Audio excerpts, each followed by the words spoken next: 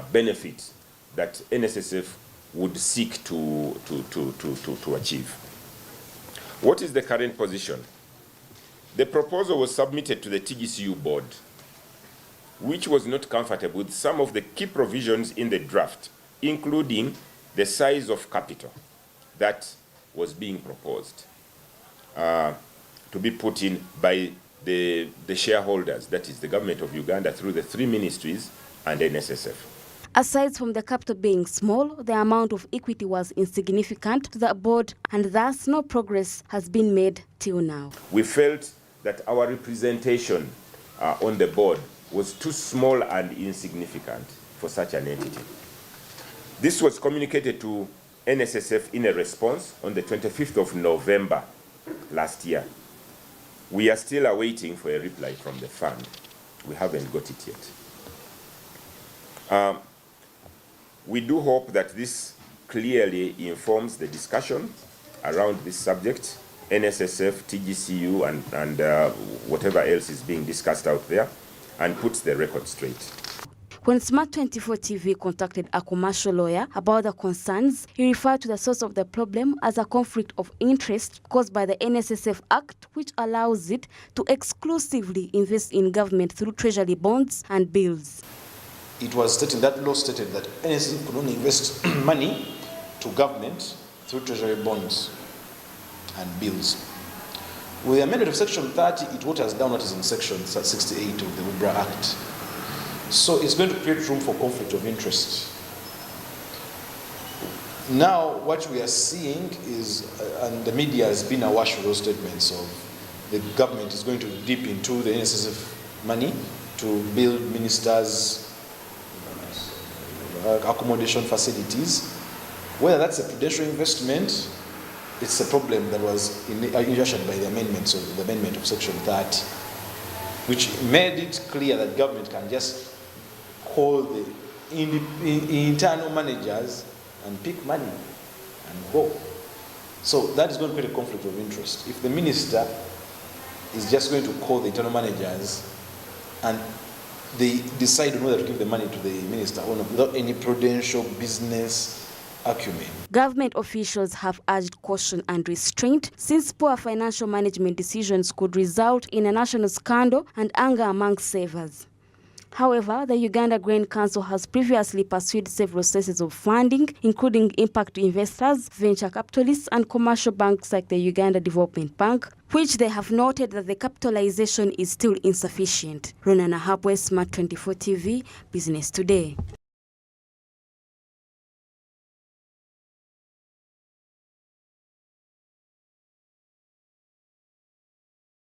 Now, away from that, Uganda's oil and gas journey is tremendously growing as she is the next hotspot for the hydrocarbon discoveries in East Africa.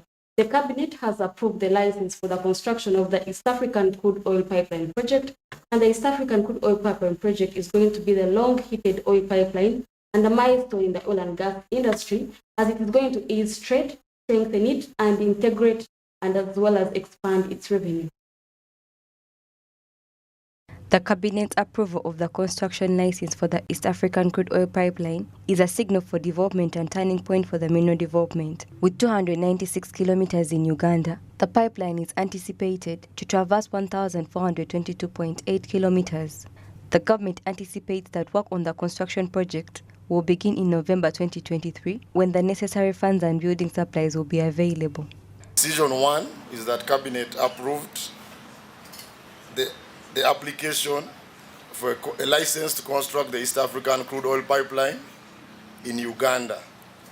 The East African Crude Oil Pipeline runs for about 22.8 kilometers from Hoima up to Chongliani near the port of Tanzania.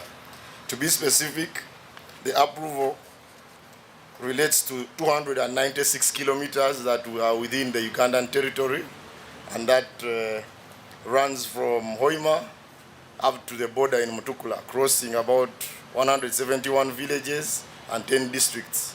The construction is anticipated to cost approximately $5 billion. Ministry of Finance and the government are making solid progress in collecting the funds. The pipeline will help the oil and gas industry achieve its aim and objectives more effectively. It's approximated that the pipeline will cost about $5 billion. So if you calculate 40% of that being equity, then of the 15% is what government of Uganda is contributing. I think overhead is in the region of $300 million. And Ministry of Finance, I think, has already availed about $200 million for the equity contribution of government. The rest of the 60%, which is the bigger part of the budget, is supposed to come from financials, and the discussions are ongoing. I think we are making good progress. The East African crude oil pipeline stakeholders are mostly assisting the government in funding the actual construction, as constructive engineering and documentation are already underway, having reached 30%. Tanzania's government collaborated with Uganda in conjunction with Total Energies and CNOOC. EACOP will enable Uganda to unleash the value of its own natural resources by fully recognizing its duties to both environmental protection, the people, land and communities that will be impacted by the project, particularly during the construction phase, which will give opportunities for the locals and create revenue. When you look at the region, for example, Uganda has been very stable. There is goodwill, political will towards investors, and I think those are enough incentives. The construction of the East African crude oil pipeline is to unlock opportunities for Uganda, provide employment, and expand the country's tax base. The pipeline route has also been designed to minimize environmental and social impacts, given its linear nature. Martha Nimsima, Smart 24 TV, Business Today. Thank you, Martha Nimsima, for that report. Now, the Speaker of Parliament, Honorable Anita Among, is to announce the members of the Select Committee on Monday next week to investigate the issues surrounding the National Social Security Fund, that is to clear the uncertainty among its workers. This happened after the Minister of Gender, Betty Among, presented a report on the matter directed by Parliament yesterday. Speaker Anita Among yesterday directed that the two ministers, that is Gender and Finance, appear before the legislature to explain issues surrounding the workers' savings, as well as assure the country that people's savings are safe. The two ministers appeared today, though the Finance Minister, Honorable Matia Kasaija, requested the Speaker to excuse him to go and gather more information on the above issue, which she granted. I was not informed to come prepared to this house. No, I don't want to come and talk to you when I'm not prepared. I was taught that way, that when you are talking to important people, you prepare yourself. Therefore,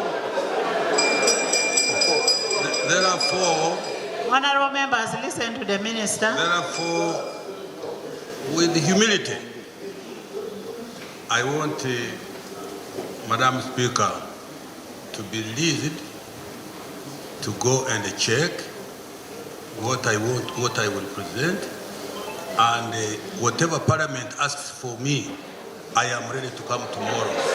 In her report, Minister Betty Amongi assured legislators that people's savings are very safe and the only issue in place are the investigations being carried out on the former MD of NSSF, Richard Byarugaba. Right Honorable Speaker and members' funds are safe. And I want to repeat that members' funds are safe and protected. And you have seen the statistics of the payment we have done in the last 2 months. While the board preferred to address the petition and allegations addressed to me and the authorities I outlined above to the relevant investigating authorities. Those that require a forensic audit were accordingly referred to the Auditor General, and those bordering on impropriety, abuse of office, or corruption to the Inspectorate of Government, with the request that their findings be shared within a period of 60 days. However, the legislators informed Parliament that the minister's report is not satisfying because there is another letter already in the public domain where she cited issues of corruption, mismanagement of the fund, among other issues that they need her to explain. Document raises very many serious issues that this Parliament and the savers with the NSSF must pick interest in, because the minister herself is showing how the NSS is being mismanaged. And, Right Honorable Speaker, I expected the minister to come before this House to defend some of these positions, because she has said these constituted part of her meeting with the president. And she's claiming out of the meeting with the president, they reconsidered the appointment. She has just said that. So, Right Honorable Speaker, the minister, instead of taking us through how the fund is doing, the public has this document. The document is already in the public domain. According to the MPs, Minister Betty Amongi ordered the managing director to step down because he refused to approve the 6 billion shillings, and she appointed his junior Mr. Ayota Patrick to replace him even after the Prime Minister had directed otherwise, meaning there was more to this issue. When this 6 billion matter came up, that's when Dr. Byargaba was told that please set aside their petitions, their what. But when you again tell us that the fund was doing very well, because you showed it in your own report that in 2021 it was just in some few months raised 165 billion, and then in 1 month it is moving because the system is there. And also, Madam Speaker, there is the deputy. When I'm deputizing my chair, Honorable Babiku, when anything happens in the Committee of Presidential, we are liable, both of us. Jointly, we are liable. So what is so special that now you retain the deputy and then this one you say, God, can they all be set aside? In the same regard, the MP for Workers, Honorable Rakajara, has requested that the Speaker creates a select committee to further investigate this issue because there are mafias who want to gain from stealing people's savings. There are issues on the pension house. I'm told there are cracks whereby we have sunk a lot of money, big time money, Right Honorable Speaker. Right Honorable Speaker, I want us to handle this issue carefully. There are mafias in town who are already testing this. There is a promise of building a minister's village in Bwebaja. They are all targeting that. And therefore, we need to be very, very, very careful. There will be lobbyists around. They will approach everybody. They want to be heard everywhere. They have been with bloggers in social media. Kindly, Right Honorable Speaker, offer leadership and see that these things are investigated by bodies and personalities that are serious, that can go deep.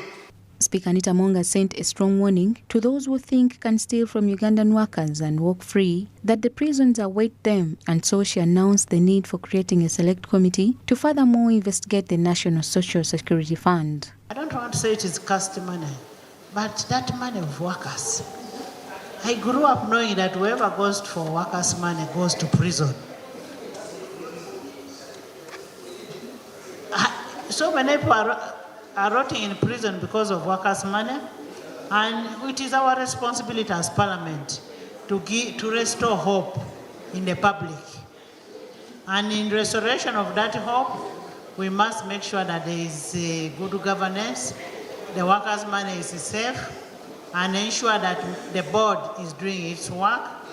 And under Rule 190, I am referring this to a select committee, and we shall have very able people who can never be compromised. Members who are going to be on this select committee are going to be announced on Monday by the Speaker herself. Samlanifa, Smart 24 TV, Business Today. Now, taxes, as many nations say, they are the lifeblood through which government agencies operate. And Oxfam, an international confederation, says for Uganda to increase its tax base It needs to increase public spending on social sectors and then also increase jobs for us to be able to increase pay. Joining us live from Buziga is Hasfa Seguya, who is going to be talking to us on how we can manage to increase and deepen the tax base, and in a way that will not marginalize the private sector. Hasfa, thank you for joining us. Many thanks for joining us. Yes. Okay. The numbers on our tax register, and we are basically looking at whoever has an income, irrespective of the sector in which it applies. But we look at incomes because we have different types of incomes. We have business income, employment income that comes from the employment sector. We have rental income that comes from leasing out immovable property. So ideally in Uganda Revenue Authority, what we are trying to do, and especially this year, we did not increase the tax rate. We are basically looking at widening the tax base, and secondly, we put more effort on offenses and penalties in the two initiatives under the domestic revenue mobilization strategy, and that is IFRIS and DTS. And exactly, because when we look at IFRIS and DTS, we are putting more strength in implementing the penalties and the offenses therein, because we felt the economy is a struggling one after 2 consecutive years of COVID. So ideally, you can't increase the tax rate.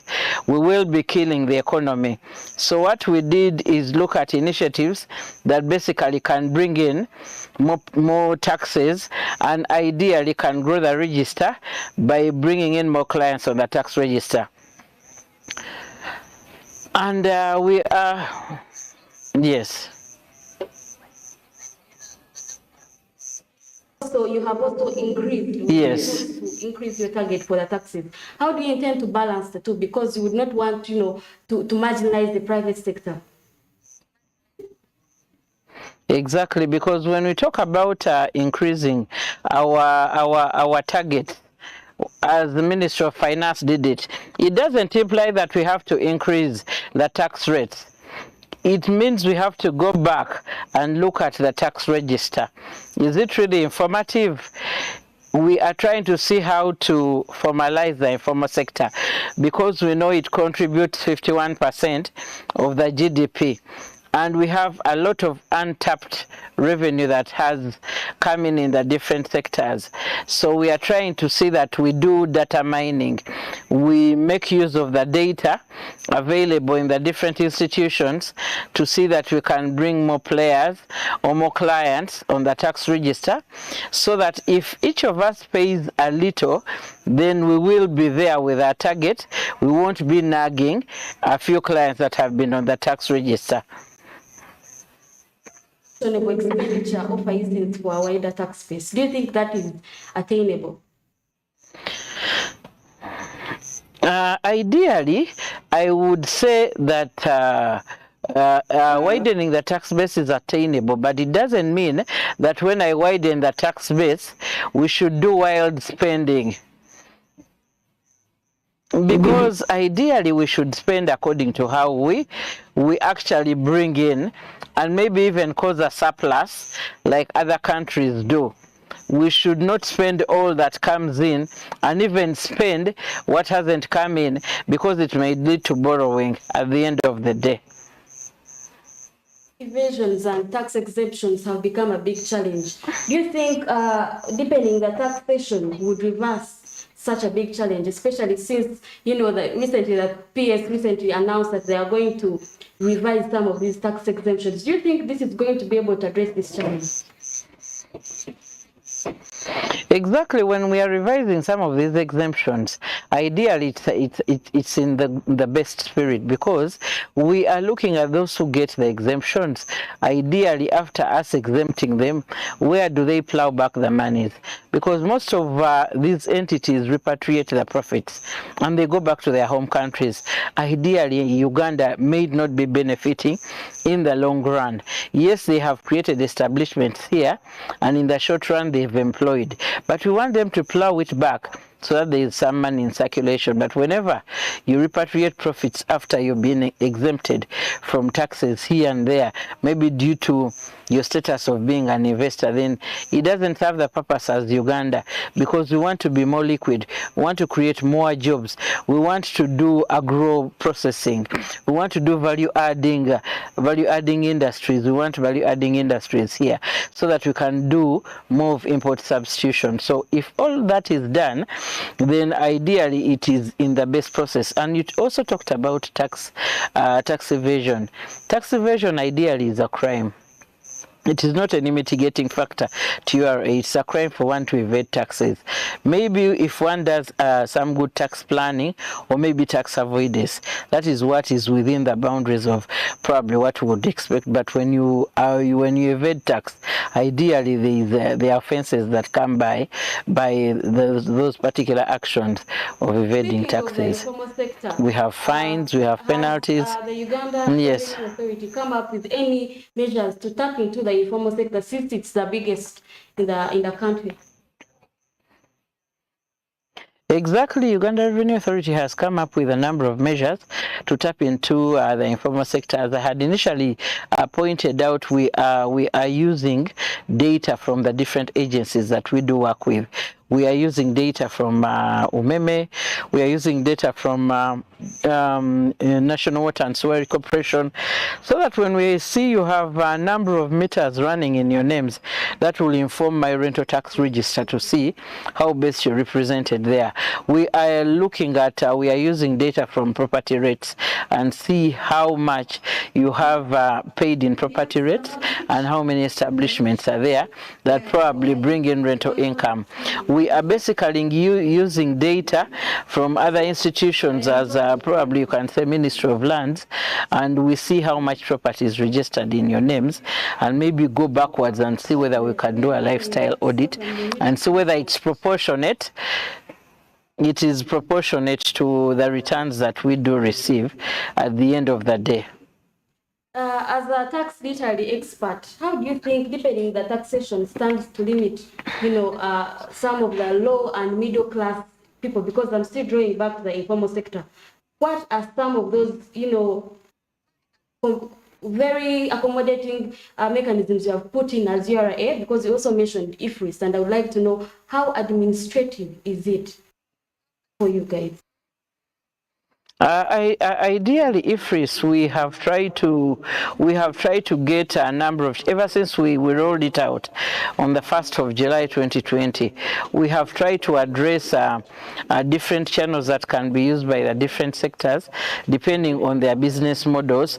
For example, those who do road sales, we introduce the electronic fiscal devices, and by the way, we are trying to see whether we could even give out some devices for free for those entities that are still struggling, to see that they can use them in their receipting and invoicing, and it would eventually help them in record keeping, because ideally when all that is put down, we are able to do audits that are informative, because you cannot spend on yourself. Ideally you spend with another party, and that is their income at the end of the day.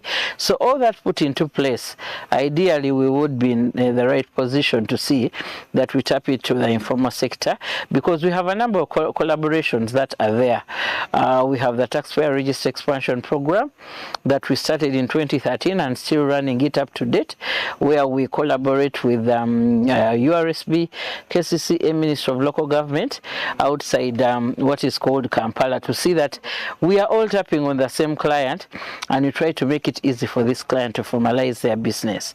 And formalizing is basically getting that tin, then doing some good record keeping, so that at the end of the day, the taxes you pay are actually related to your business activities moving forward.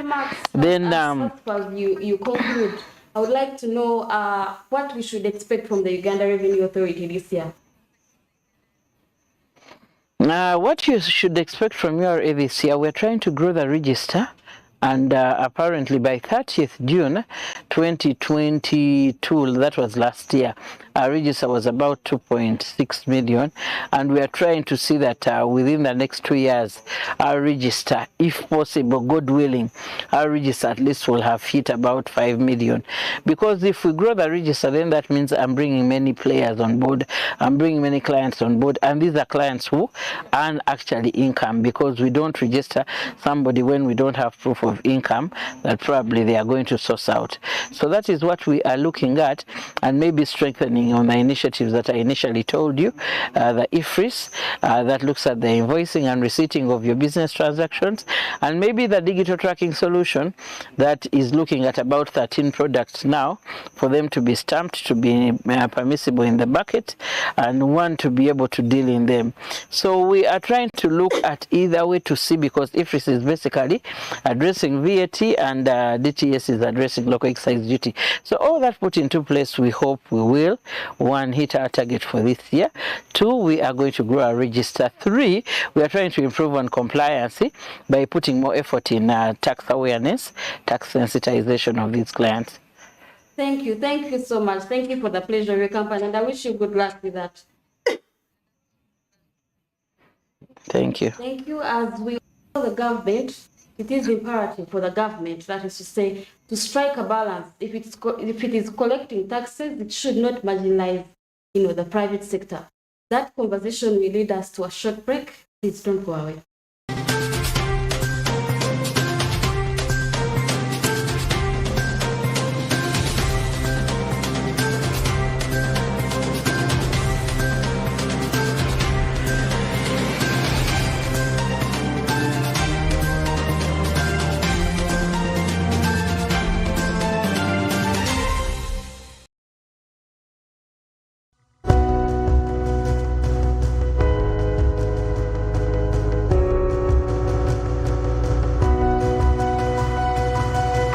Smart 24, driving business.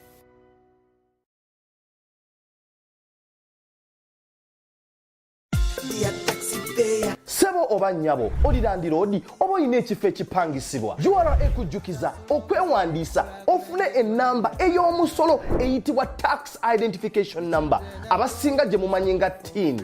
Ennamba eyo ejja kuyamba okwanjula n'okusasulirako omusolo. Tusima balandira odi abaamala edda okwewandiisa n'okusasula omusolo gwabwe, era tukubiriza abo bonna abatannaba kwewandiisa bakozese akaseera kano beewandiise. Tukolere wamu okulaakulanya eggwanga lyaffe.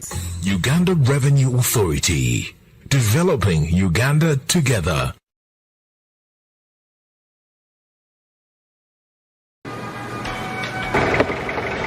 He must be rich, tall, handsome, from a respectable family. He must have a maid, because at our home we do not work. Conductor Masao. Owa, obadde olobye ku ssimu? Yamunange, anti GOTV enkolera. Nyumirwa omulembe omupya ogujjudde ebisanyusa omuli emikutu gya TV egisukka mu 8 n'egya radio nga kwotadde ne zifirimu ng'osinziirira wonna w'oli. Genda mu App Store oteeke app ya GOTV channels ku simu yo, olwo onyumirwa ennaku 3 ng'olabira bwereere ewatali kozesa data. GOTV channels.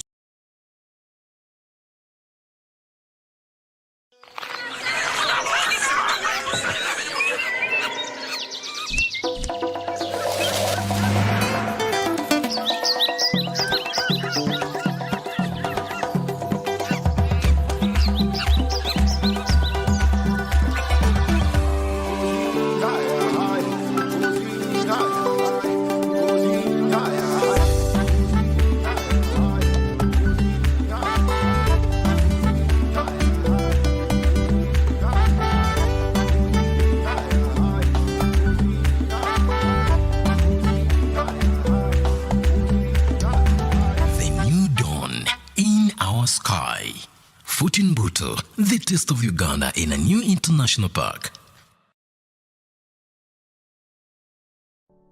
Luxury redefined at Seasand Hotel as you indulge in the splendor of elegant living fit for the royalty that you are.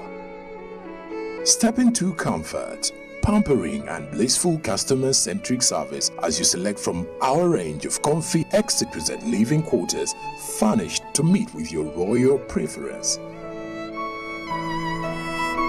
Surrounded by scenic beauty, our tropical setting allows you to escape the glamorous ordeal of city life. Our ambient green gardens will guide you to a place of revitalizing rest.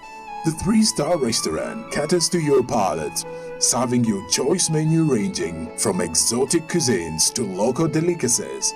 Our chefs will serve you full course meals for a truly out-of-this-world culinary experience. Our fully stocked bar to whet your throat, from renowned global brand whisks, brandies, gins, beers and wines to our locally celebrated beverages, you will not lack for any brewage. It's an all-new experience in the East at Seasand Hotel, so visit today at Plot 15 to 19 Spire Road, Ginger, or contact us on +256 751 719 960 and +256 785 354 614 for reservations. Seasand Hotels, luxury redefined.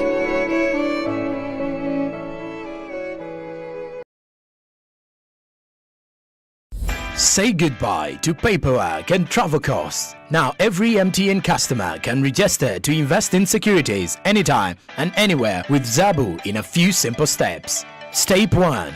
Dial *292#. Step 2. Select option 1. Register with Zabu. Step 3. Enter your full names. Step 4. Enter your national identification number. Step 5. Enter your national identification card number. In 24 hours, you will receive an SMS confirming your registration. Congratulations, you are now ready to invest.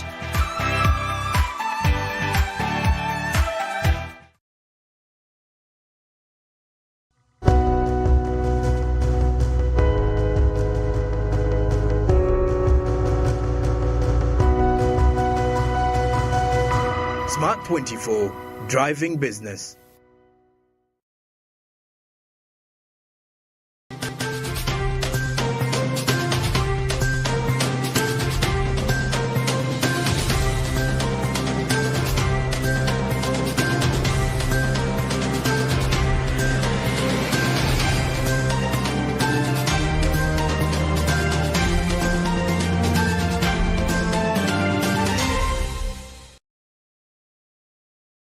Back from that short break. Thank you for sticking with us as we continue to drive your business. Now let's look at renewable energy gap. The stakeholders have called out on the issues accompanied with phasing out of fossil fuels to clean and renewable energy that involves the removal of carbon in all sectors of the economy for the betterment of the economy, health and environment. Let's have a look. Fossil fuels still add up to 80% of global energy consumption and 75% of gas emissions. Despite the growing awareness and need for clean energy, with a growing demand for electricity, Uganda is looking forward to reduce its dependency on fossil fuels and meet its climate change goals to clean renewable energy. However, there are challenges attached to the transition since it drives businesses and the economy to strained energy prices.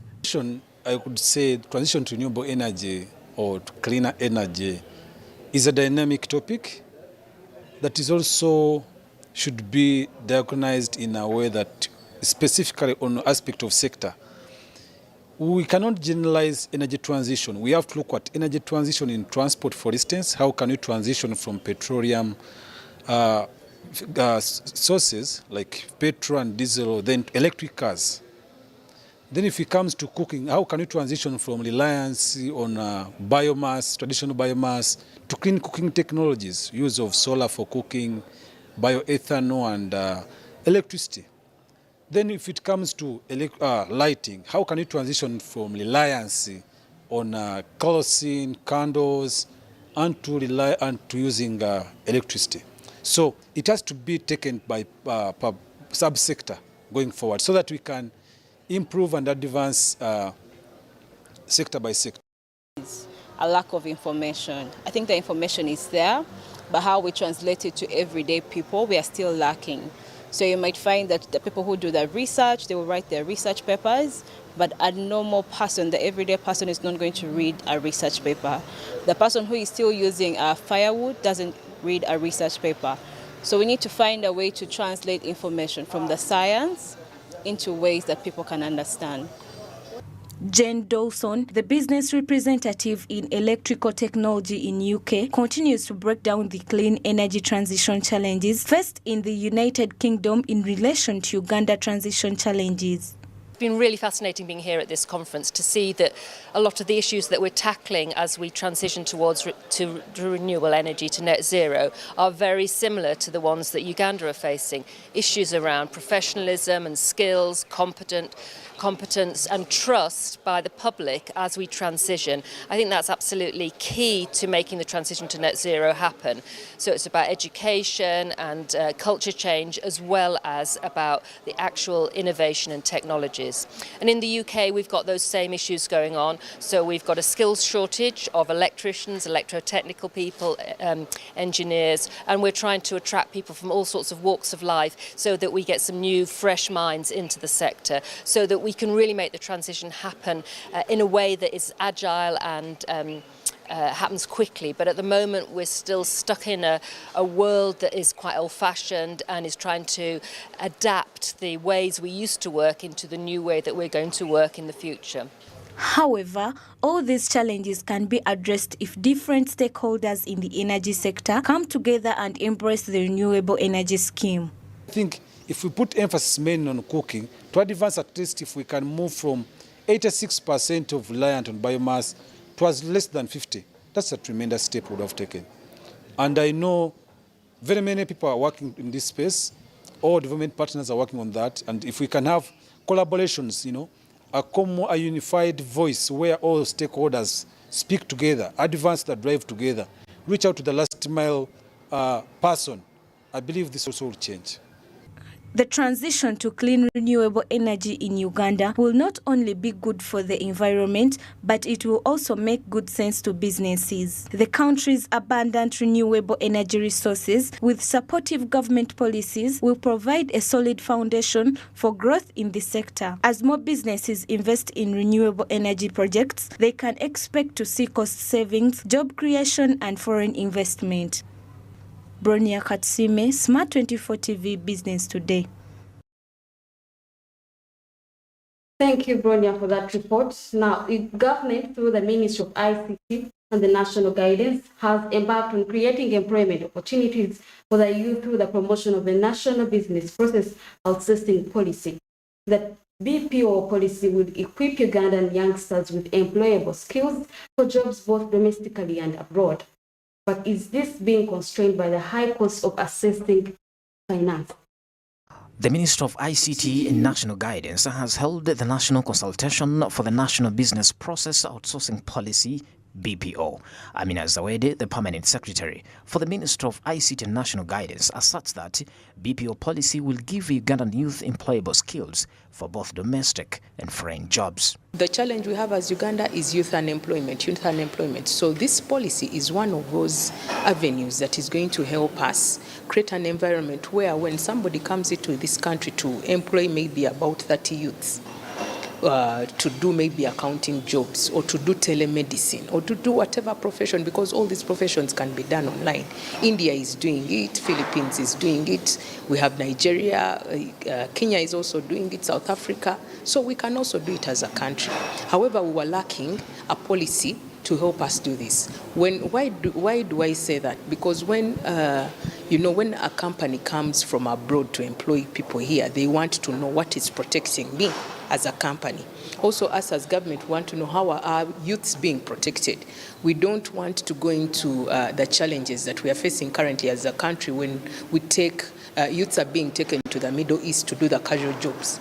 According to Nzawedi, the solutions they have for the youth is to give them employment chances through working online and by building a channel in which ecosystem and an environment in which this could happen. I questioned her about the availability of working online in Uganda given the high price of internet access.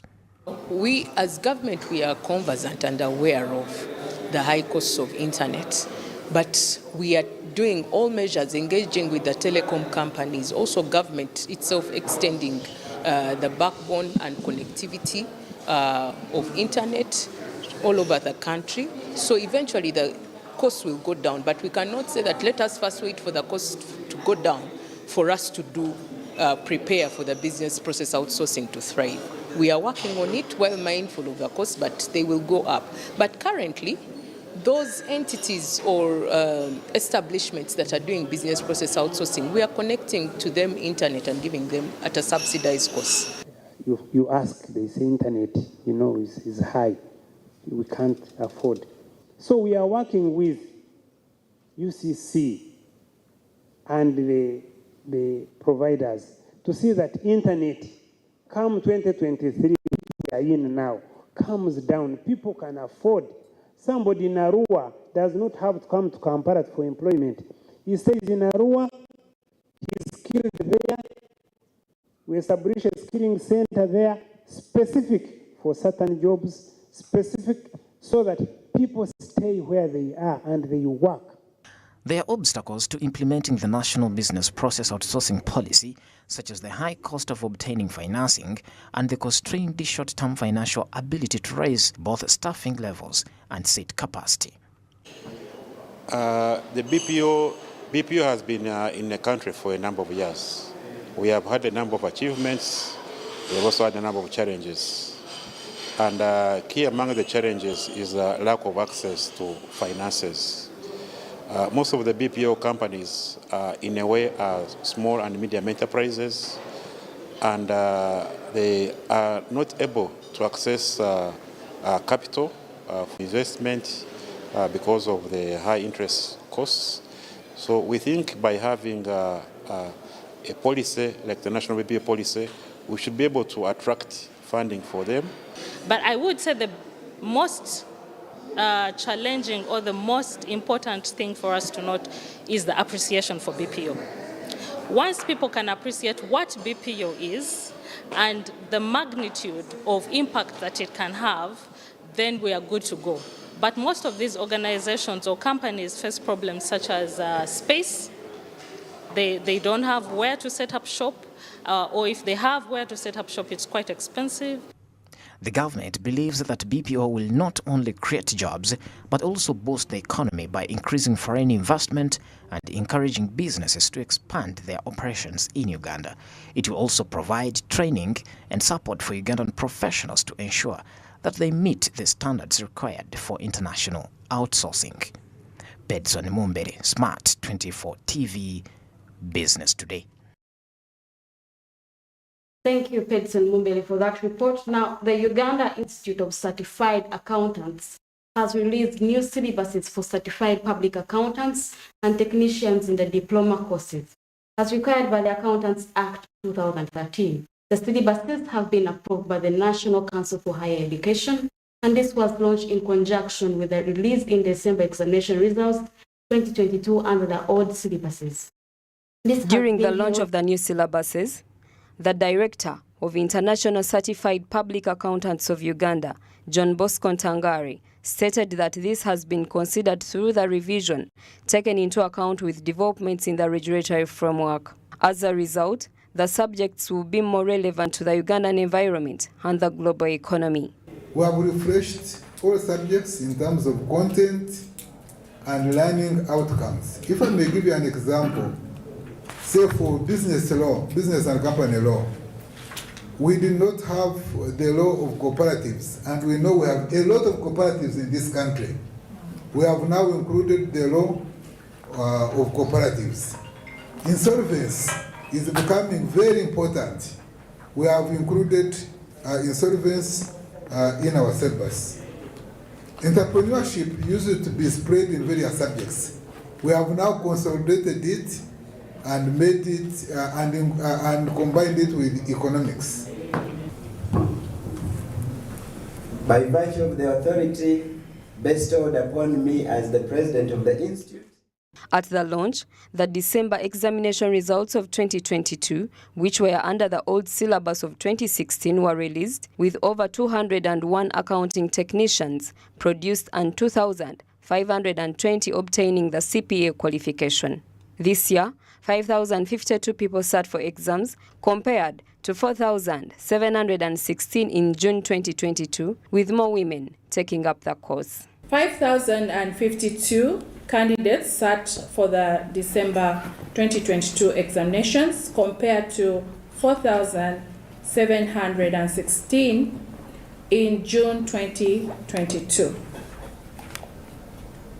The average pass rate declined slightly from 38.5% in June, in the June sitting, to 35.8 in the December sitting. In terms of gender, out of the 2,985 passes registered, 58.1% were by female and 41.9% were by male candidates. Since the current economic conditions are interconnected to the new syllabus, it will have no effect on the economy since accounting is not static. Leases, for example, were older under the International Accounting Standard 17, but they have now converged into International Financial Reporting Standard 16. Accountancy is an evolving profession. What does that mean? That it is not static. Okay? Accountancy moves with the developments in the economies. That is why we have accounting standards being introduced, some other accounting standards being amended to reflect the changes in economic conditions in the countries. The CPA course is designed to produce competent professional accountants capable of making a positive contribution to the profession and the national economy. 5,279 candidates attempted the December 2022 examinations, compared to 4,940 in June 2022, representing an increment of 6.8%. More female students have pursued ATD and CPA.